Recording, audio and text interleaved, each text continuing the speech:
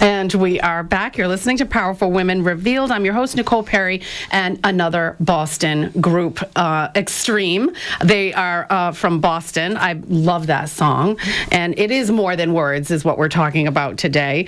But so going to empowering moms and parents, that's what we're going to talk about now, because that's really what your big W is. Your work is really, right? Yes. About empowering them. Yes. Because there's nothing worse than feeling helpless and like you don't know what to do, and you know it's your child. Oh my God, you know, I have 4 kids, so I know what it means to just want to understand and what can I do to make this work better, help the child.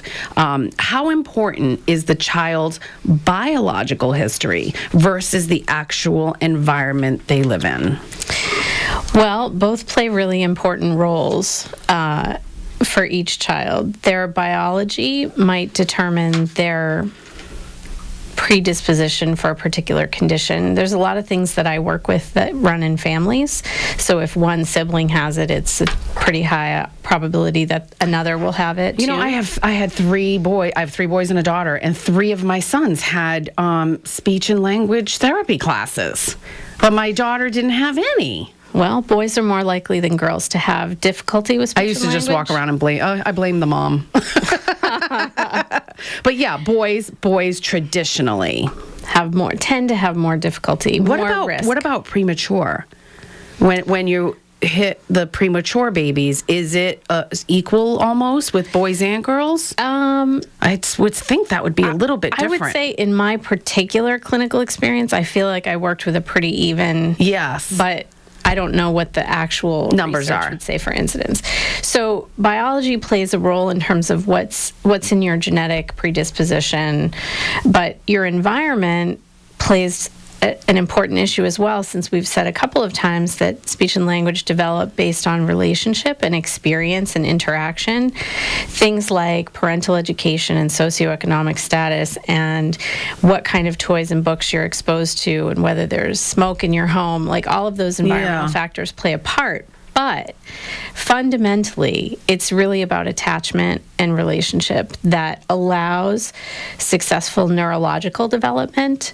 So, in other words, when we are attached and safe as a baby, when we feel safe and we feel like our needs are being met and we feel like we're bonding and developing relationships, that's what allows the brain to be organized, and it allows the brain to develop resiliency, coping, how to come back from a stressor. And that is what sort of lays the groundwork for successful language development. And now what do you offer for structured environments in your practice with the families? How because I was curious, very curious about how you do this. I'm like, what are you doing that's structured?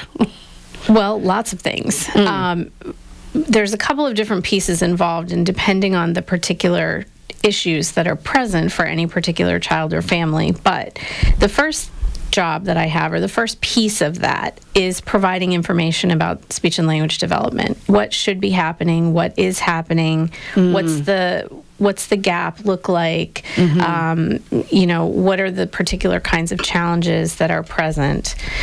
And with a special focus on what is working, what's happening, that a lot of times kids are utilizing strategies that we don't always pick up on as adults.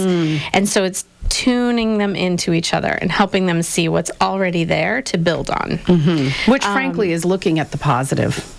It is. It's looking at the glass half full, and this is all the great things your child is doing and is capable of. Right. And helping them understand that those are communications. A lot of times parents will say, well, when is he going to talk? When is he going to talk? Oh, my God. Which means something different to every parent. Can I just share what...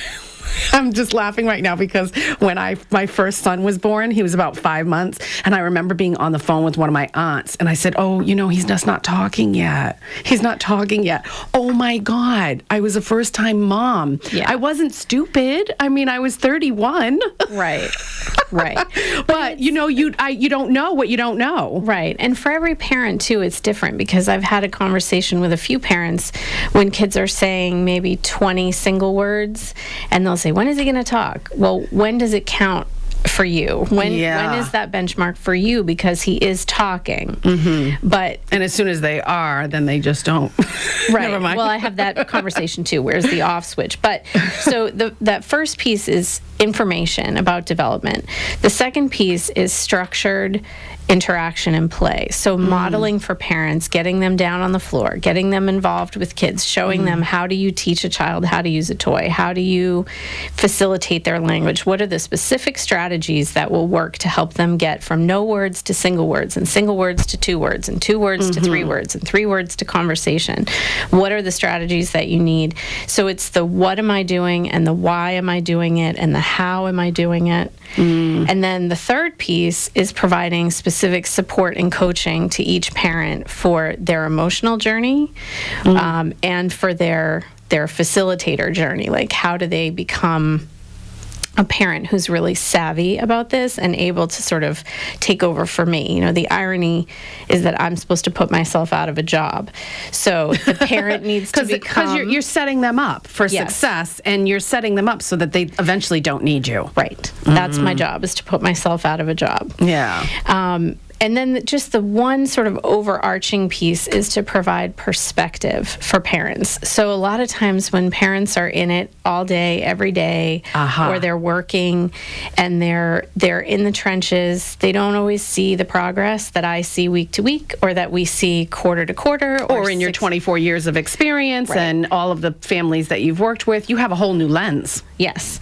So my job is to help them. I talk about it as the mouse view when you're up against it, you know, every day, and then pulling back for that eagle view and taking the broader perspective of what's changed for that child. Okay, well, we have to go to break, unfortunately. No, it's not unfortunate. It's a good thing.